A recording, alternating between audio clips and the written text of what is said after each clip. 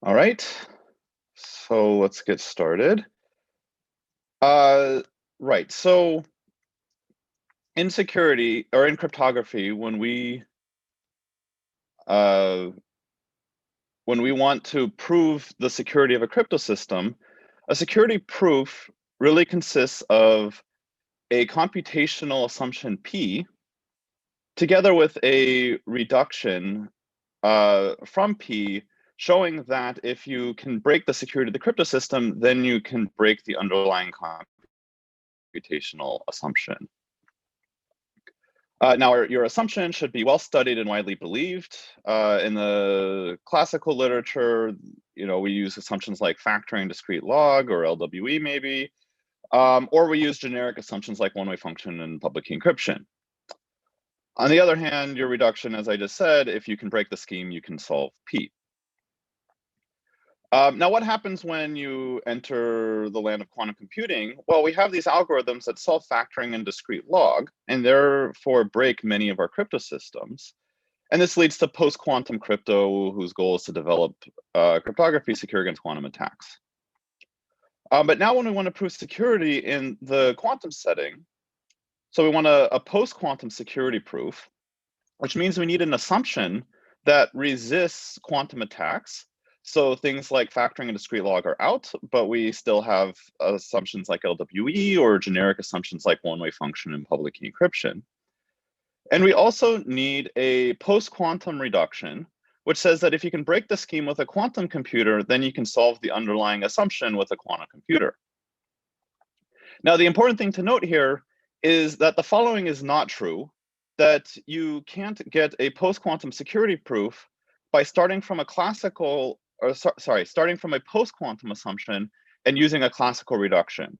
If you have a post-quantum assumption and classical reduction, it doesn't necessarily give you anything.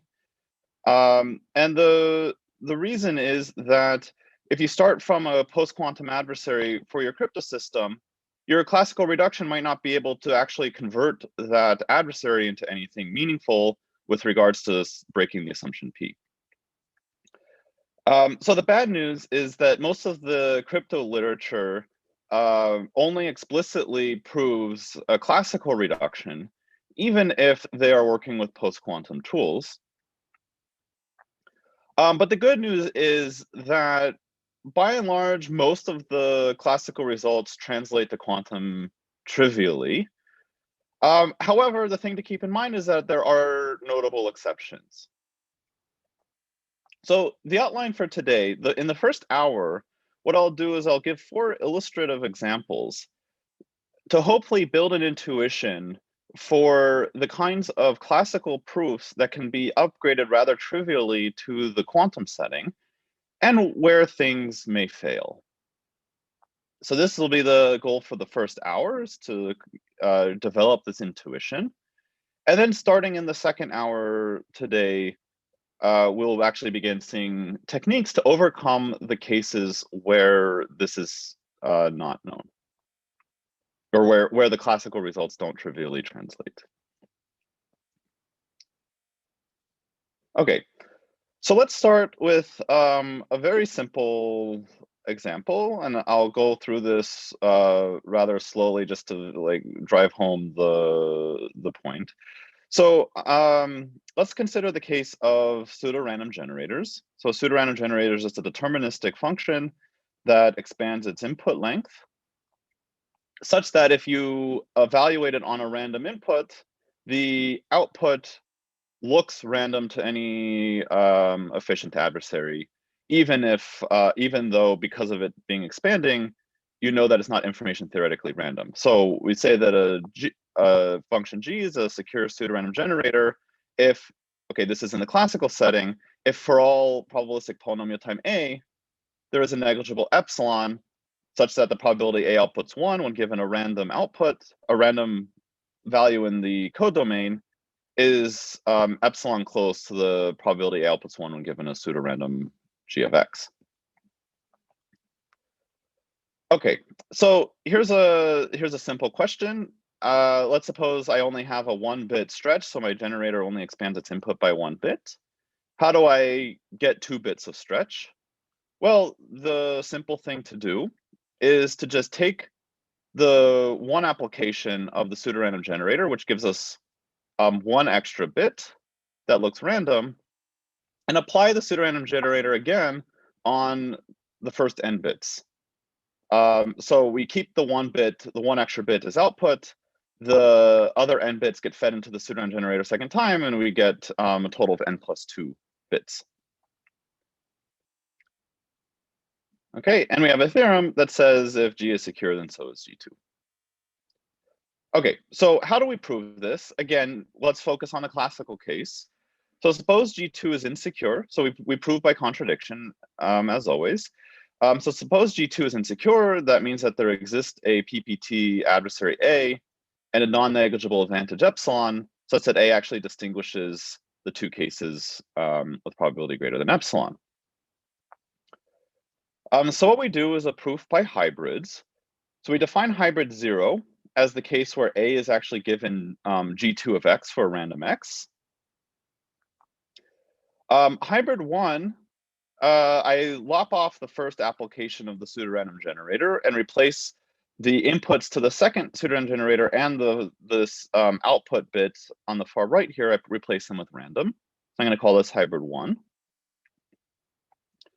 And then hybrid 2, I just give uniformly random bits to A. And I'll define P0, P1, and P2 as a probability that A outputs 1 in each of these three hybrids. So using this notation, the guarantee I have by my adversary being an adversary is that P2 minus P1 is large. It's greater than epsilon.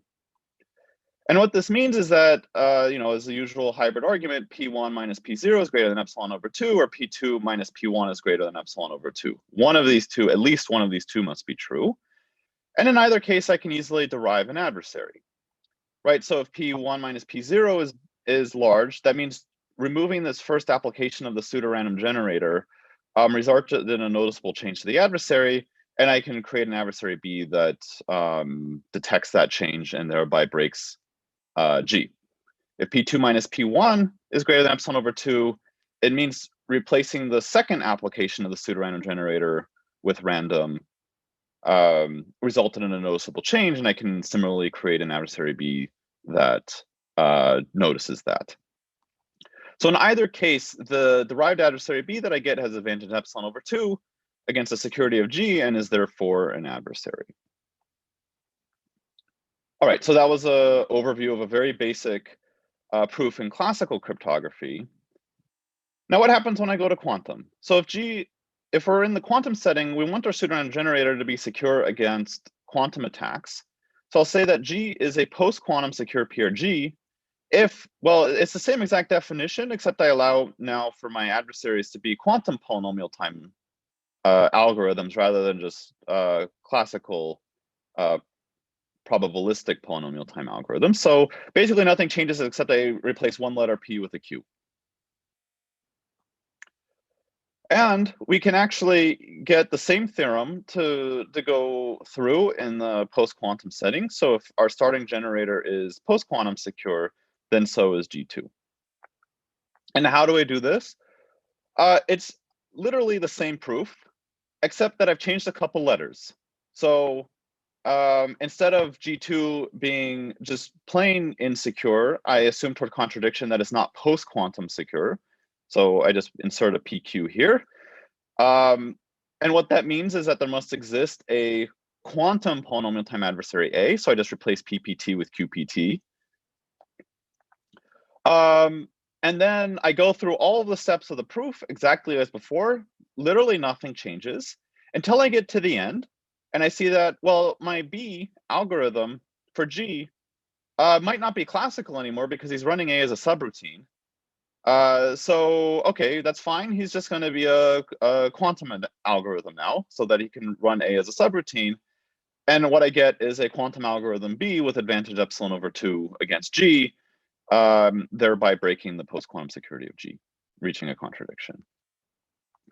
So in this example, literally nothing changed, except I just upgraded. Anytime I'm talking about a classical algorithm, I just talk about a quantum algorithm instead, and nothing changes other than that. So the thing to notice is that the proof of security for G2 doesn't care how A works internally, as long as it has a non-negligible advantage. So the way it might be described in the classical literature is we assume A is a probabilistic polynomial time classical adversary. So we're stating it as if A runs a classical computer, but the proof actually doesn't care. A could be running a quantum computer. It could be even using potentially hypothetical physics, something like a closed time-like curve, which we know solves p-space, or A could even just be magic. It doesn't matter as long as A has a well-defined probabilistic behavior mapping inputs to outputs, the proof will work. And in other words, another way to phrase this is that the proof treats A as a black box. Right, and this notion of a black box proof has been used throughout the literature to justify when certain techniques are limited and can't prove the security of something. But here we observe that the same observation about black box behavior also allows us to upgrade classical proof techniques to the quantum setting. So the key takeaway from this example is that as long as the reduction, the security proof, treats A as a black box, and more precisely as a non-interactive single-run black box. So A just takes an input, produces an output.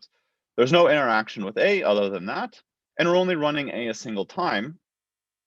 As long as the reduction treats A in this way and otherwise doesn't care how A works, that is, it's black box, then we should probably expect the reduction to work in the quantum setting. Just because if we don't care about how the internal workings of the adversary are, we can replace all instances of PPT with QPT and the reduction will go through. Okay, so let me just briefly pause here to see if there are any questions.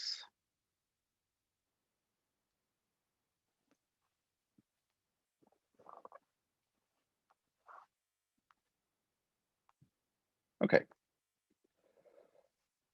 So what we're going to do now for the next 3 examples is we're going to add a bit more nuance to this key takeaway in order to really get a more precise understanding of when classical reductions might or might not work in the quantum setting. So for our next example, we're going to consider the case of pseudo-random functions. So a pseudorandom function is a function that takes as input a key and then a domain element x and an output to range element y. And the intuition for what security says is that the function looks like a random function if you're just given oracle access, but otherwise don't get to see the key. So concretely, we imagine an oracle adversary A making queries to either the PRF for random k, or a truly random function. And we ask that the distinguishing advantage between these 2 cases is at most epsilon. All right. So when moving to the quantum setting, there's actually immediately already a question of what a post-quantum PRF should look like. So I'm going to give 2 definitions, actually. So the first and maybe most straightforward is to just do what we did for a pseudorandom generator and replace replace our classical PPT adversary A with a quantum polynomial time adversary A.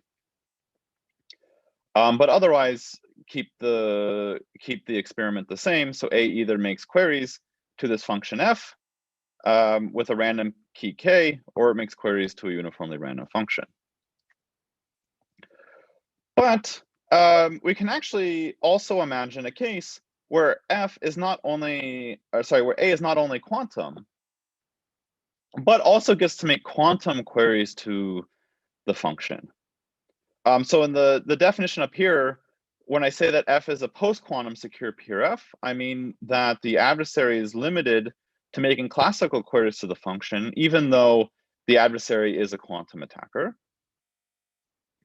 In the definition on the bottom, I'm saying the adversary is a quantum attacker and also can make quantum queries to the function. And I'll use this, this notation of having A's oracle be put in the ket notation to denote that A can make a quantum query to the function. So a fully quantum secure PRF is one where even a quantum adversary A making quantum queries can't distinguish F from random. All right, and yeah, and we'll use the usual quantum query model where in order to make the oracle unitary, we have to do things in this way where the adversary submits a superposition of input-output pairs and the oracle response gets XORed into the output. Okay, so the first question is, I just defined these two notions of security, and the first natural question to ask is there really a difference? Do quantum queries to a PRF actually help or actually do anything? Do they result in any difference in the kinds of attacks that are available? And the answer is that yes, there is a difference between these two notions. And we can rather easily come up with a PRF that's secure in the post-quantum sense, but not secure in the quantum sense. And the idea is to embed a Simon's oracle or period finding oracle into the PRF. So here's one way you might do this. So I basically just construct a PRF at PRF prime where there's this hidden period or shift Z, where the PRF is guaranteed to output the same value on X and X XOR Z.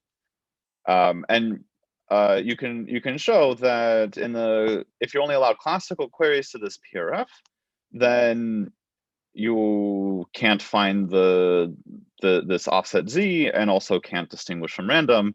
But if you're in the quantum setting, you can use the Simon's algorithm to find Z, and once you know Z, you can easily distinguish this PRF from truly random.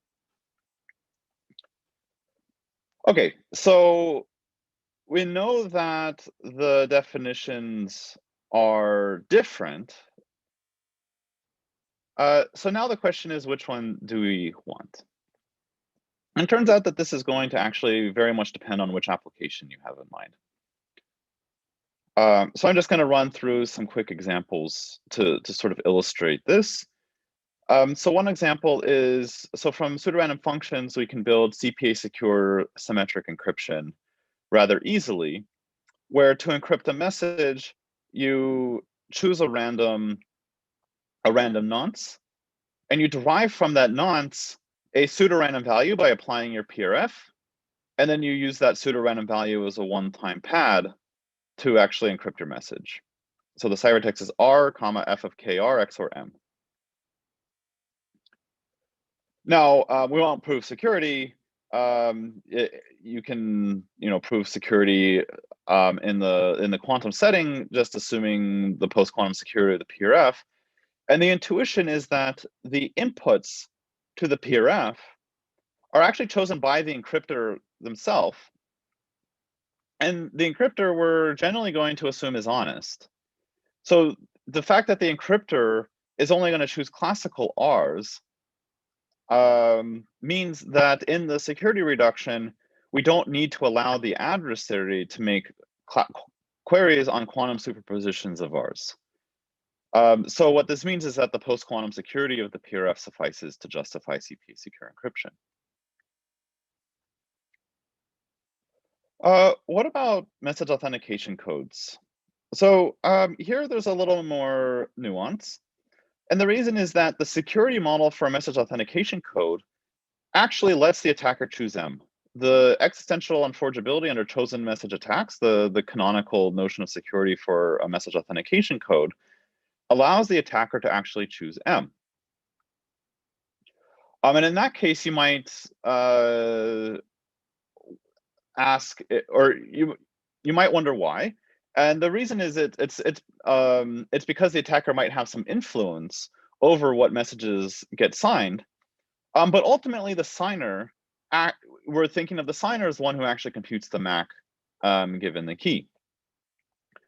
And the reason we allow in the classical setting the messages to be influenced by the attacker is because there might be scenarios in where the attacker can, somehow determine part or maybe even the entire message.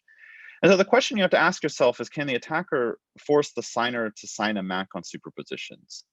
And this, I won't answer the question today, and it really probably depends on particularly what setting you have in mind, whether you want to consider attackers that can force the honest signer to sign superpositions. And the final example for PRS is using PRS to construct something called pseudorandom quantum states. So rather than outputting a pseudorandom string, you actually want to output a pseudorandom state. And here is an elegant way to do this using a PRF, where you just have a uniform superposition, but use the PRF to determine the phase. And here we see that generation of the state has to make a superposition query to F in order to get this phase in superposition. And so for this application, you need full quantum security. And this makes sense. You're using the PRF as part of a larger quantum protocol. So it makes sense that you would, even if the honest parties are running on superposition, therefore you need the PRF to be secure against quantum queries. Okay, so now what we want to think about is what the classical proof gives us. So we have these two notions of security for PRF, post-quantum and full quantum. And we have a classical proof of security for the PRF. Can we upgrade that classical proof to the quantum setting? And if so, what does it give us? So the example we'll look at is the example of constructing a pseudorandom function from a pseudorandom generator.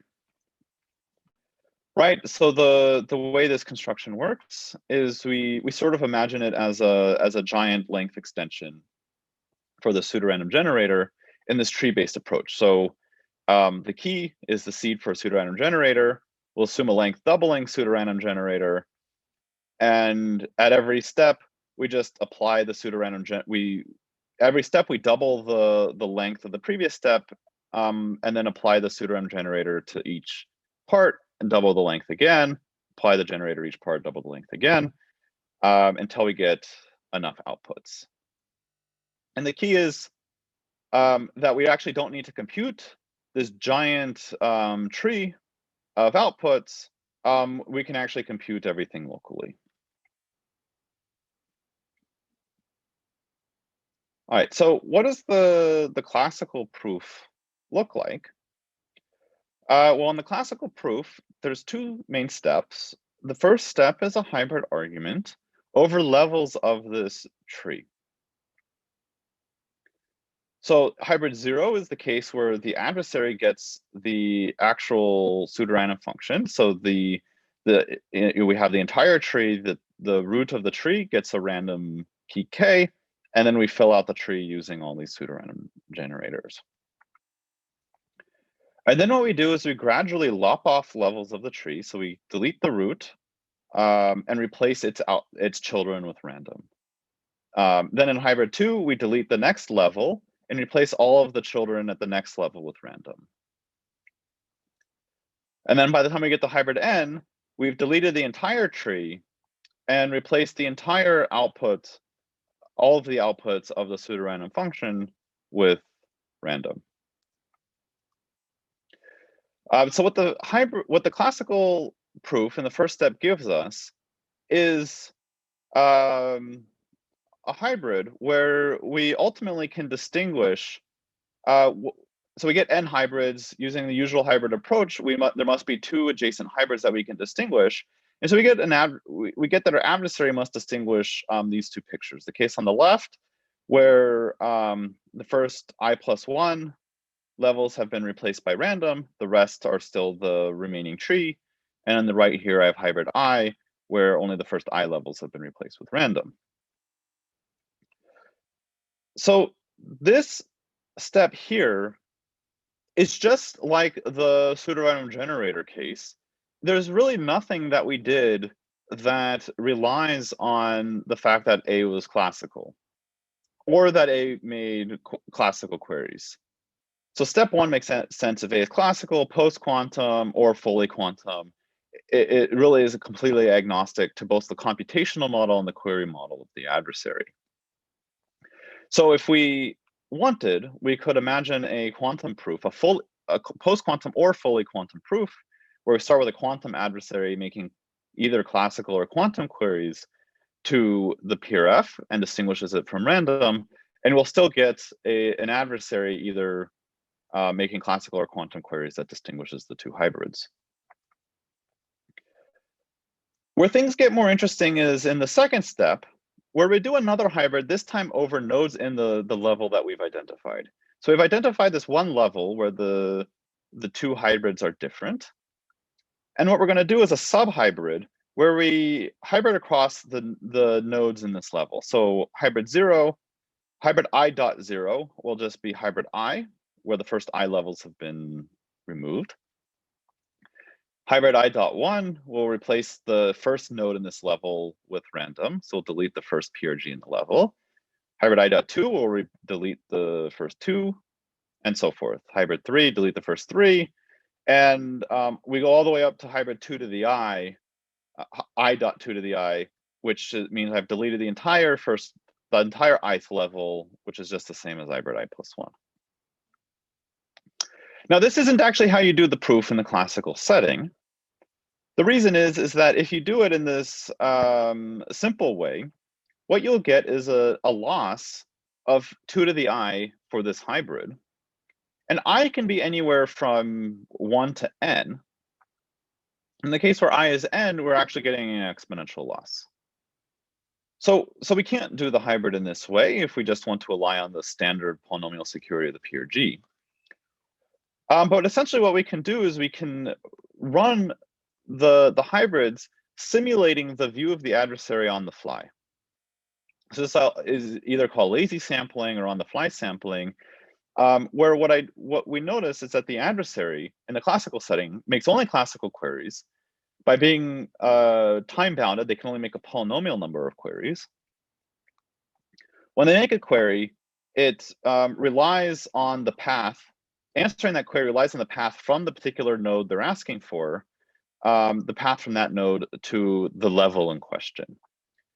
And because they only make a polynomial number of queries, the adversary only ever sees this small fraction of the entire tree. And we can just fill out the tree on the fly, lazily, sort of only as needed. And what you'll notice is that at this level, there's only a polynomial number of nodes we'll ever need to fill out, and we only need to hybrid over those nodes. Right, so this proof works fine, regardless of how A works internally, as long as A has a non-negligible advantage and makes classical queries. Again, there was nothing that actually cared about the internal workings of the adversary. And what we see is that we can immediately upgrade this to get a post-quantum reduction. However, things get weird when we move to full quantum security. And the reason is that the adversary can query on a superposition of potentially all inputs.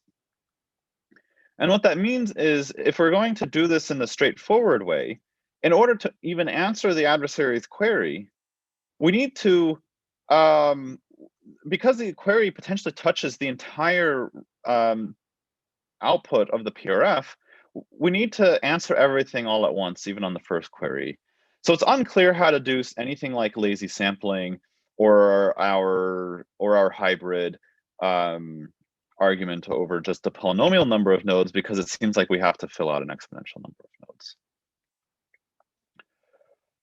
And so what we see is that the classical proof is black box, but also really requires classical queries. It doesn't make sense if A suddenly makes quantum queries. So it doesn't care how A works, but it does assume that A only makes classical queries. And once A makes quantum queries, we need to do something different. So the classical proof doesn't work. Now, this doesn't necessarily mean that there's an attack. And actually, we'll see in the second hour how to prove security even against quantum queries.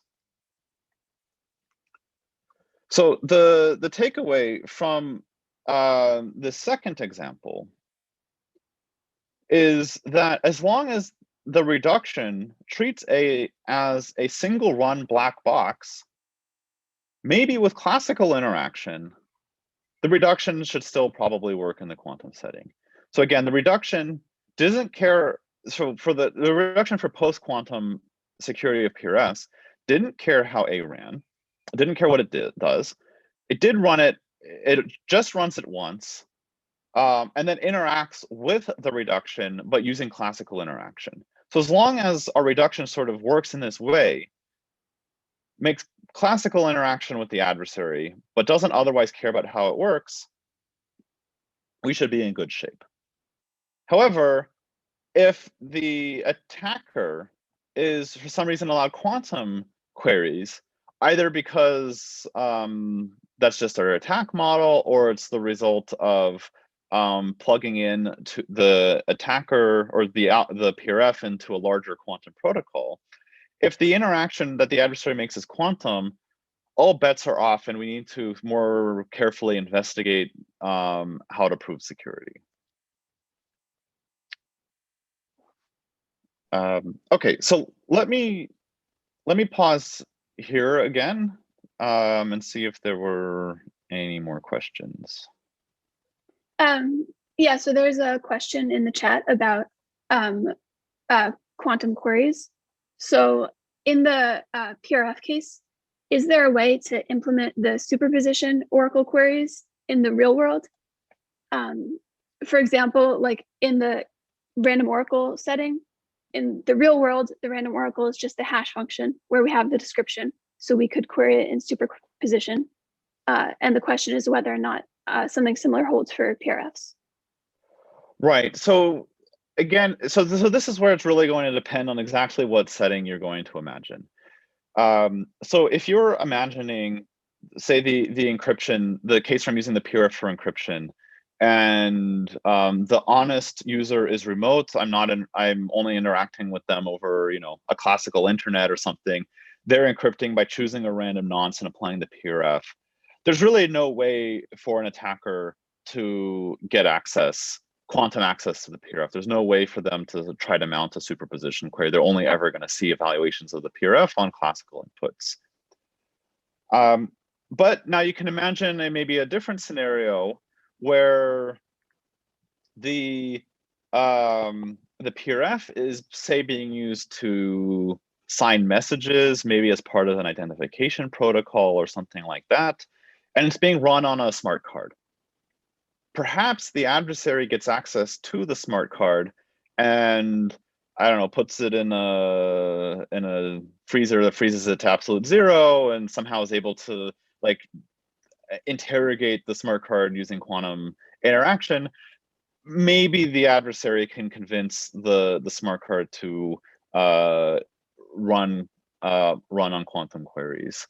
If you're imagining this kind of threat model, then it could be that the attacker actually can evaluate on superposition. Or then the third example is actually if the PRF is being used in part of a larger protocol, it's sort of inherent, a larger quantum protocol, it's sort of inherent that you will be, if the honest parties are running on quantum superpositions, in the security proof, you are probably going to have to run the honest parties and thereby evaluate you're going to need quantum access to the PRF. So it's really dependent. It's not like the random oracle case where it's more or less unavoidable that the attacker can always evaluate it on superpositions locally for themselves. In this case, it really depends on what security model you have in mind for the attacker.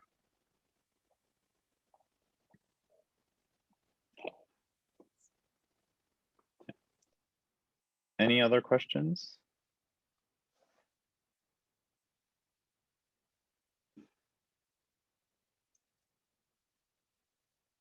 Okay, so let's move on to the third example, which I'll motivate by a little game of coin tossing. So what we're going to do for this game is we're going to use as a building block a commitment scheme. And I'm going to use a computationally binding commitment. And I'm not going to care so much about hiding for our discussion here. I'm just going to focus on binding. So a commitment is computationally binding if for all PPT adversaries A, basically A cannot come up with a commitment that opens to two messages. So concretely, the commitment scheme is randomized. It takes as input a message and some random coins, produces a commitment. And our adversary's goal is to come up with two messages that are different and two random strings such that the commitment of the one message with a random string is identical to the commitment of the other message with the other random string. If the adversary can do this, then they can break the commitment because they can essentially open the one committed value to either of two messages. Right. So this is what a computationally binding commitment is. And again, you'd also usually want hiding, but we're going to ignore for our discussion. So a commitment scheme gives a simple coin tossing protocol that works as follows. Alice chooses a random bit BA and chooses randomness R for the commitment scheme. And all she does is she just, in the first round, she commits to her bit using the randomness R. Bob then chooses his random bit B sub B and sends his bit in the clear to Alice. But he makes sure to only do this after Alice commits. And then finally, Alice opens her commitment, so she sends her bit BA as well as the randomness R. Bob then verifies the commitment by just reevaluating the commitment, checking that it was equal to Alice's original message. If the verification fails, Bob will output, he will just abort and output a special symbol bot, and otherwise he'll output the XOR of Alice and Bob's bits. Right, and the intuition for the protocol is Alice has to choose her BA before Bob chooses BB. And so basically, because she has to commit to her BA before Bob, she intuitively can't bias the output. Bob similarly can't bias the output because when he chooses his BB, he doesn't know what BA is. So he has to, in some sense, choose his BB independent of BA, and therefore he can't bias the output either. But let's actually prove that Alice can't bias the bit B, because this is where things get interesting. I'm not going to formally define exactly what we want out of the coin tossing protocol, but let's just suppose that there is an adversary who's able to cause Bob's final output B to be 0 with probability a bit more than a half. So, we don't know what fraction of the time Bob aborts or outputs 1, but we just know that Bob outputs 0 with probability a bit more than a half. And what this means, if you stare at this a bit, because the probability B equals 0 is a bit more than half, it must mean that Alice is actually sending a valid opening of C in both cases where Bob's bit is 0 and 1. She must sometimes be outputting a valid commitment. And also that having her BA be identical to BB, since the final output is the XOR of the two. So for both BB is 0 and BB is 1, there's a good chance that Alice will output BA and an opening of BA, an opening of the commitment to the bit BA, or BB. All right, so how do we actually turn this into a proof? We need to reach a contradiction, showing how we can use such an adversary A who biases the output towards 0 to break the binding of the commitment scheme. So what do? Well, in step one, we just run the adversary interacting with Bob. So an adversary sends some commitment. We'll have Bob send 0 in this first case, and then the adversary responds with whatever opening. Now what we're going to do is we're actually going to rewind the adversary, and we're going to go backwards. So we're going to go back in time to right after the adversary sent the commitment. And now we're going to pretend actually that that our adversary is interacting with Bob, who chooses the bit 1. So then we run the adversary again from C on the bit 1, and then ask for an opening from the adversary. And again, what we know is that in both the case where Bob's bit is 0 and where Bob's bit is 1, there is some good chance that Alice actually opens to Bob's bit and produces a valid opening. And we know that in step 1, there's some good chance of opening to 0, and in step 3, there's some chance of opening to 1. And the two runs are basically independent because we rewound the adversary between them. So we started step 1 and step 3 from the same state. And so what we can conclude then is that the Alice's bit in step 1 is 0, and Alice's bit in step 3 is 1, and both openings are valid with some probability that depends on epsilon. So with some non-negligible probability, then we actually find a collision, right? This exactly is a collision from the commitment, and therefore means we broke the security of the commitment. Okay, so this is the reduction in the classical setting. Now, what happens if A is quantum? So we're going to do the most straightforward thing, which is we're going to upgrade our definition of a computationally binding commitment to the post-quantum setting just by replacing our notion of an efficient adversary with quantum polynomial time instead of classical. However, we're going to keep the adversary's goal the same. The adversary is non-interactive, just outputs a pair of messages and openings such that the messages are different and the openings are valid. Okay, and we can define the coin tossing goal similarly. Alice just engages in this interactive classical protocol and somehow biases the bit to 0. So note crucially that unlike example 2 with the PRFs, with the fully quantum secure PRF, the adversary's interaction is unchanged. We're not changing the coin tossing game. We're not changing the commitment game, other than allowing the adversary to run a quantum computer. There's no change in the actual interaction. And yet something goes wrong. So let's try to step through the proof now using a quantum Alice, but again, a quantum Alice that only makes classical interaction. So we run step 1. So we ask Alice for a commitment, we send 0, and then we ask Alice for an opening. So far, so good. Now we try to rewind. But it turns out we're in trouble. Why? Well, we can call it many names. It's closely related to the no cloning theorem. I'll call it the measurement principle.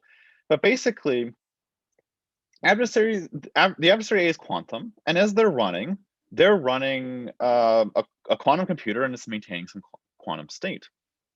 But every time that the adversary actually sends a message, we somehow need to obtain a classical value from their quantum state that involves a measurement. But applying this measurement to a quantum state causes a collapse and irreversibly alters that state. Once you have the collapse, there's actually no way to go back in time to the original state. You could say, oh, well, like in the classical case, you would copy the adversary's state and then return to it. But the no cloning principle says that you can't copy the adversary's quantum state to save it for later. If any attempt to try to copy the adversary state will actually potentially break the adversary and prevent them from running. So when we run the adversary in step 1, we're fine. But then we've completely destroyed our post-commitment state of the adversary. There's no way to return to this. And so there's no way to rewind and then run the adversary a second time on a different bit. And it turns out that this isn't just some like artifact of the proof. You can actually, at least relative to an oracle, you can actually come up with a commitment scheme that is post-binding, but nevertheless allows a quantum adversary to have a near perfect challenge.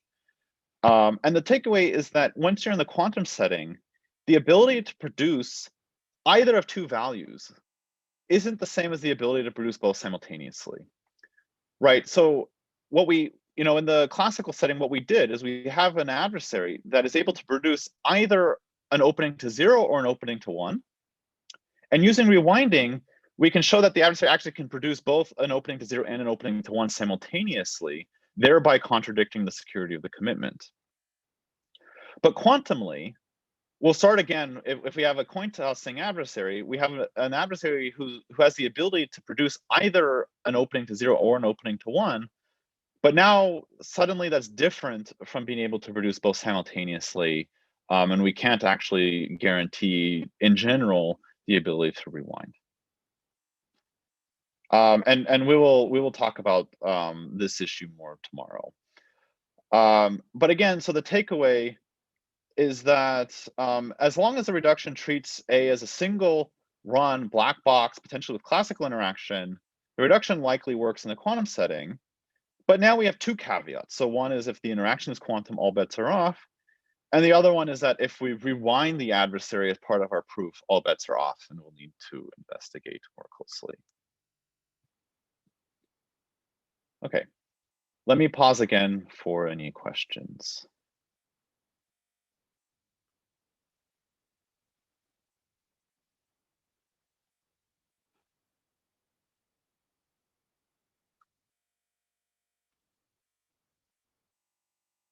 Okay, so let's look at the fourth example, which is something called Goldreich-Levin.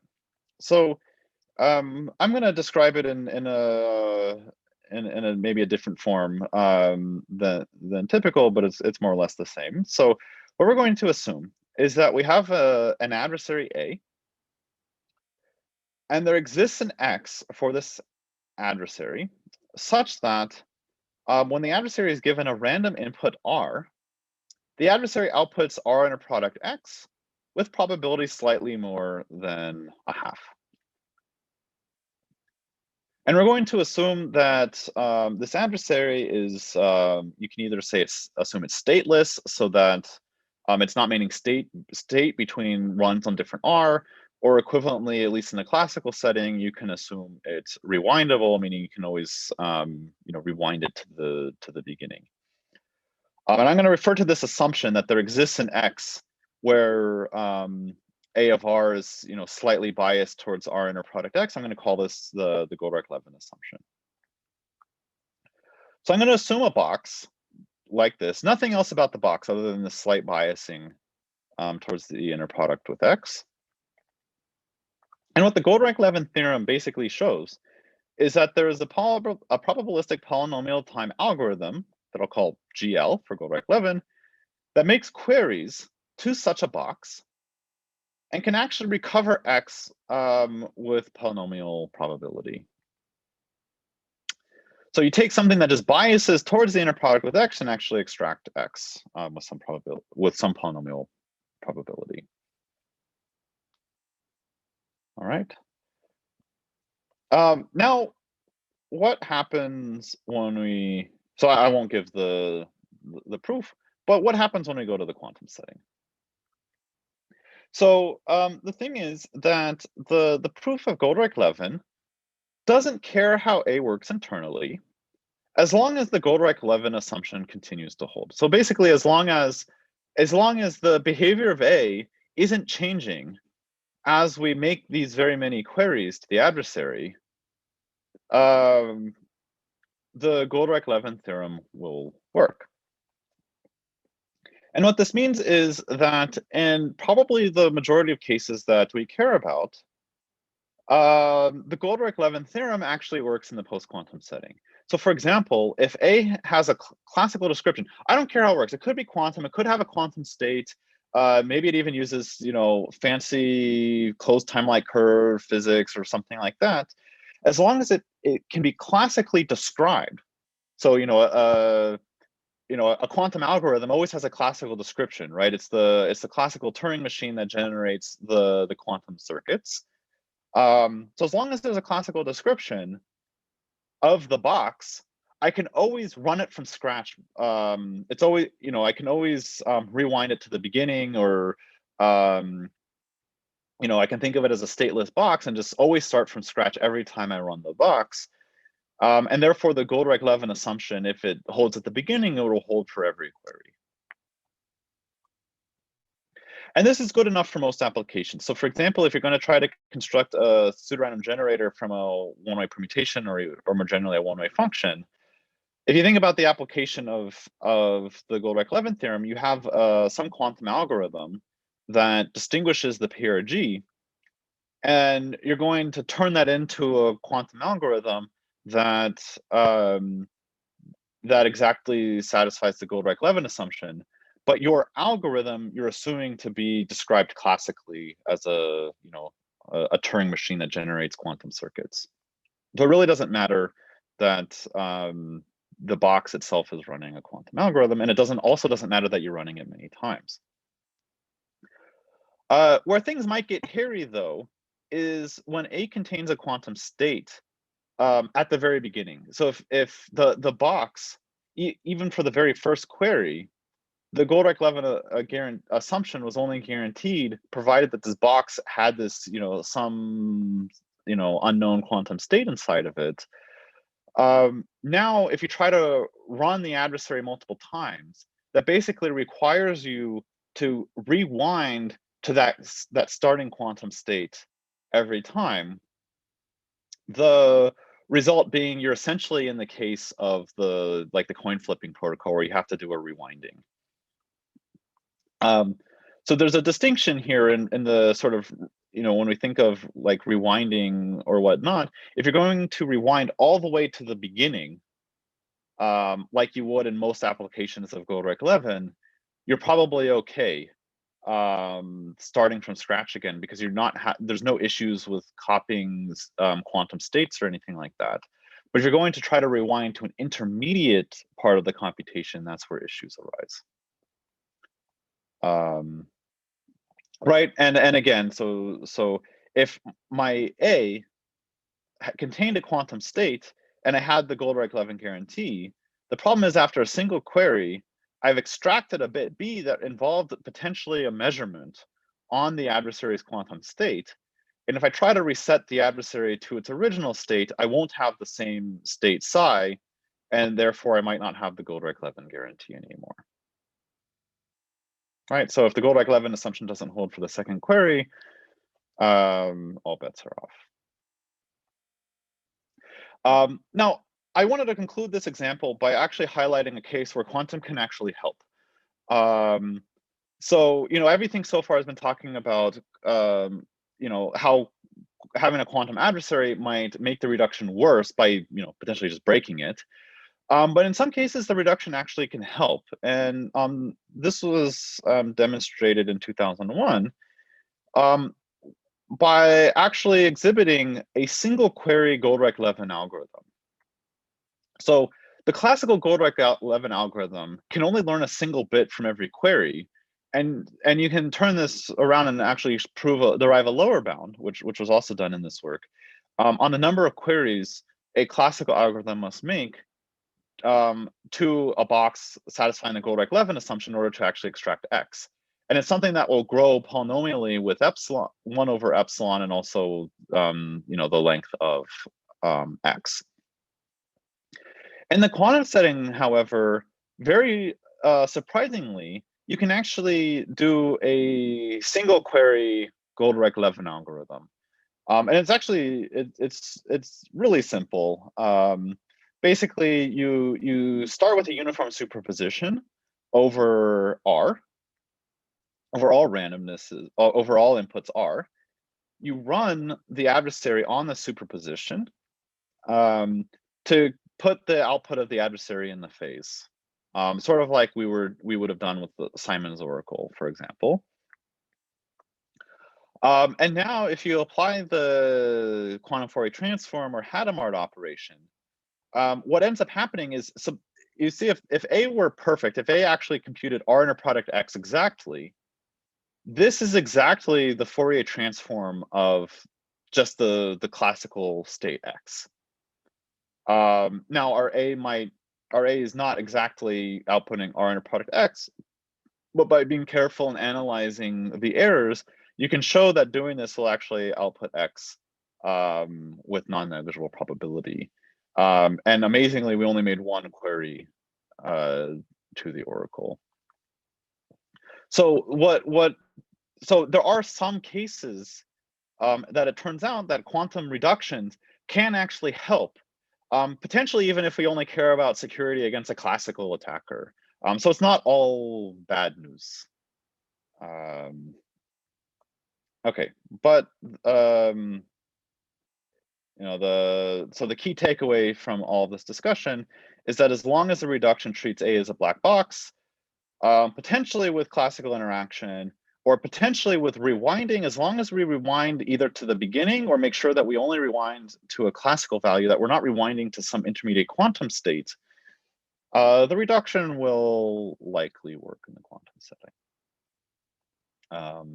And again, if interaction is quantum, or if we're rewinding to some intermediate quantum states, all bets are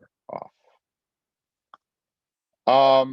So the roadmap going forward for today, tomorrow, and Wednesday for the remaining 5 lectures I'll be doing is we'll sort of be exploring these examples in more depth.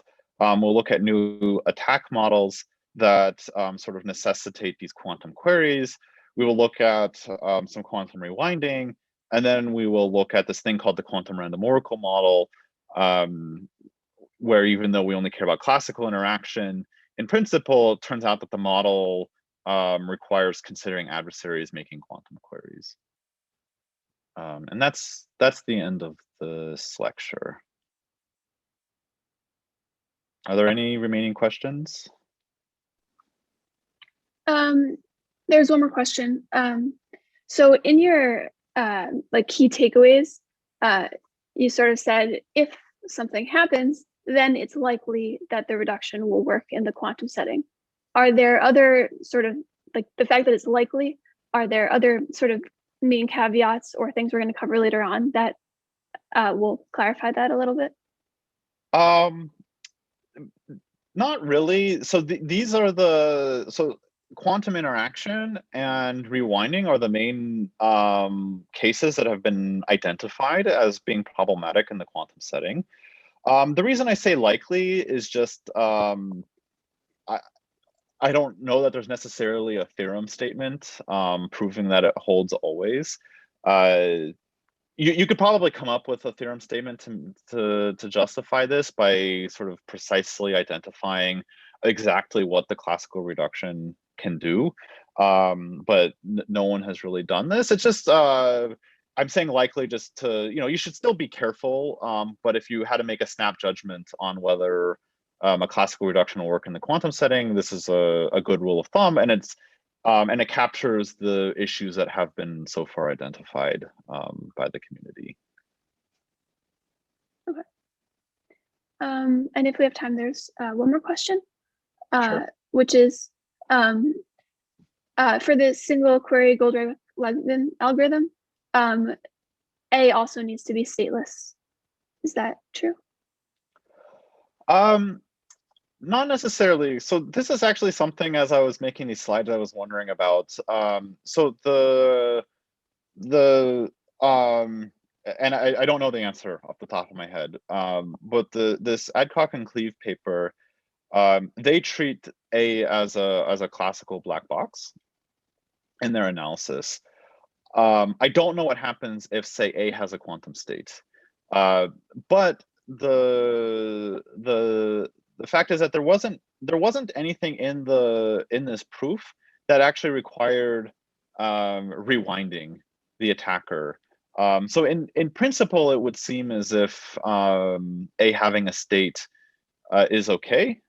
I just and certainly if A is like has a classical state, we're actually fine because we're just running it once. We don't care, we don't care if the state changed after running it once. However, I actually don't know what happens if A has a quantum state. Might be an interesting exercise to try to work through it.